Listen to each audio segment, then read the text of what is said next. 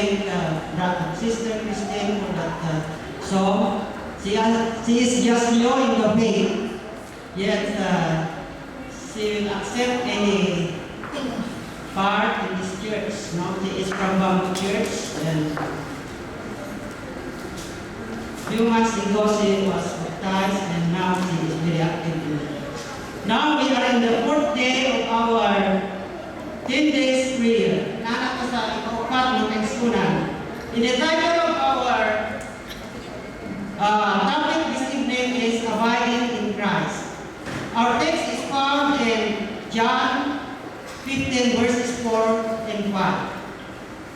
Abide in me, I in you, and I in you, as the branch cannot bear its fruit of itself unless it abides in the vine, neither in you, unless you abide in me. I am the vine, you are the branches. He who abides in me, and I in him, bear much fruits. For without me, you can go nothing. Those who make a success of the Christian life will count all things as loss for the excellency of the knowledge of Christ. Only those who abide in Christ can know what true life is. They realize the value of true religion. They have brought their talents of influence and men's inability to the altar of consecration, seeking only to know and do the will of God who has died to redeem them. It is not a casual touch with Christ that is needed, but it is to abide with Him. He called you to abide with Him. He does not propose to you short-lived blessedness that is realized occasionally through earnest seeking of the Lord and passes away as you engage in the full duties of life. Your abiding with Christ makes it a necessary daily life, for He bears the weight of every burden He has prepared for you to abide with Him. This means that you are to be conscious of abiding in Christ, that you are continually with Christ, so your mind is encouraged to strengthen. Sabi pa mga kaisunan, pag-abide nato ang Kristo, it is not casual, no? It is not that you seek only when you need Him, but it should be continuous abiding in Him. Dili kay karon you are abiding in Christ. Now when you are in your workplace, dili na po. It should be moment by moment, no? Kana moment by moment, every second, no? Every continuous, wala yung bunong yun na we will be abiding in Christ. Do not stand outside of Christ, as many professed Christians of today. To abide in me, I in you, is a possible thing to do. And the invitation would not be given if you would not do this. This is an invitation to abide in Christ, is an invitation. No? He is not inviting us if we could not do it. Kung dili na makahimo aning mga eksunan, dili siya mag-invita nato. So, everything that Christ is to us, He knows that we know how to do it. To abide in me, I in you, is a possible thing to do. In invitation, Jesus our Savior is constantly drawing you by His Holy Spirit, working with your mind that you will abide with Christ. The blessings He bestows are all connected with your own individual action.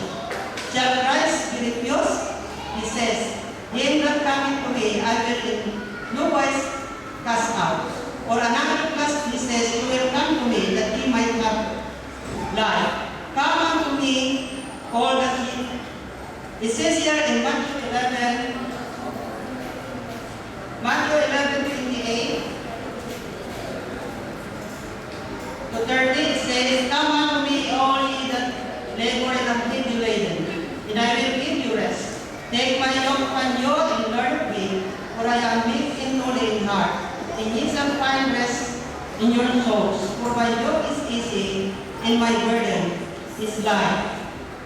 So, He is inviting us to come to Him.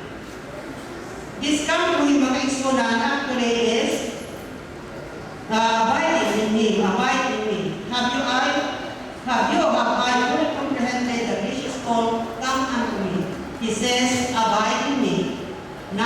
abide with me.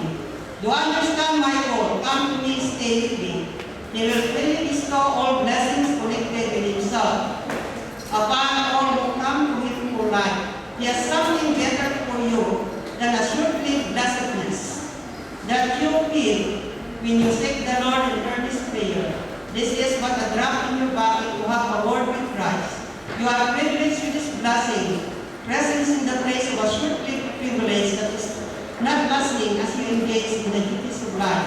Will anxiety, perplexity, and cares drive you away from Christ? Are we less dependent upon God when in the workshop, in the field, in the marketplace? The Lord Jesus will abide with you and you with him in every place. So, if we abide in Christ, it should not be short-lived. What do you mean by short-lived? Short-lived ka na. Now you seek Him, now you pray, but afterwards, after you're in the workshop, you're in the field, or wherever you are, wala na po mag-exuna. It should be continuous. I have said a while ago, it should be moment by moment. Dili kayo mapunto ang atong koneksyon kang Kristo. All who receive Christ by faith become one with Him. The branches are not tied to the vine. They are not joined to it by mechanical process or artificial fastening. So, kita magkaigsunan, branch na ka ng Kristo, isumpay ka. In agriculture is the baluani, no? They will mag-bud sila, magkaigsunan, isumpay kong kanang nagabugay na magkaigsunan. This will be a part of the tree. Dili na kay hiyutan lang, dili kay through mechanical process or artificial fastening, but we are united already with the vine. We are a part of it. They are nourished by the roots of the vine. So, if we abide in Christ, we are already part of the vine. Ang atong nourishment, gikan na sa vine, exuna, now si Jesus Christ.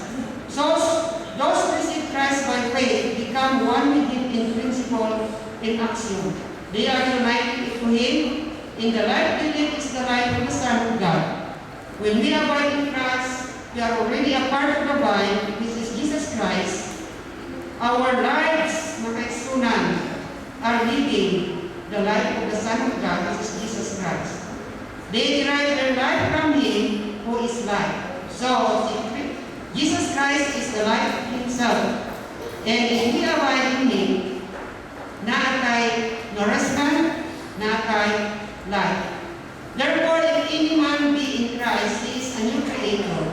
All things are passed away, behold, all things are become new. Baptism may be repeated over and over again, but of itself, it has no power to change the human heart.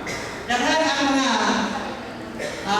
magpakasala, kaya iwan nila magpakasala. Anyway, they could be baptized, but it says here that even how many times we are baptized, if your heart is not surrendered to Christ, it is nothing. The heart must be united with Christ's heart. The will must be submerged in His will. The mind must become one with His mind. The thoughts must be brought into captivity to Him. So, tanan nato nga pagpanginabuhi, magkaisuna, kinabuhi, atong hunahuna, tanan nato nga kwan, diha na kang Kristo. We should be captive unto Him. The regenerated man has a vital connection with Christ. As the branch derives its sustenance from the parent is stuck. Stuck mo? Parent mo na stuck. Isumpay mo na to. Sayon, no? Sayon. And because of this, there's much fruit. So the true believer united with Christ reveals in his life the fruits of the Spirit. So, kung we are abiding in Christ, the fruit of the Spirit makita na sa atong kinabuhi. The branch becomes one with the vine. The storm cannot carry it away. Rose cannot destroy its vital properties. Nothing is able to separate it from the vine. It is a living branch and it bears the fruit of the vine. So with the believer, by good works and good actions, he reveals the character of Christ. So, if we are now abiding in Christ, ang character ni Cristo, the character of Christ, will be seen in our lives. So all things are passed away. The old man is gone already. And we are now new in Christ. Everything that we do, it is Christ's character. Christ has provided means whereby our whole life may be an unbroken communion with Himself. But the sense of Christ's abiding presence can come only through living faith. Kini nga pagkaway ng Kristo kanang mga kaisunan, it is only through living faith. So we accept Christ by faith. We could not see Him, but He is revealing through the Holy Scriptures, by His Word, and through nature. So, diha lang mga kaisunan, o mga questions na rin for personal reflection. You could answer it personally. Is anything, worries, na ba kayo worry? Cares of life, stress, vexes, and many others hindering you from abiding in Christ. So, kaigsunan, na ba tayo mga worries, kabalaka, kanang cares of life, stress, kaptangan, hindering you from abiding in Christ? This is a question. You would answer it personally. Where is your responsibility in making sure that you abide in Christ?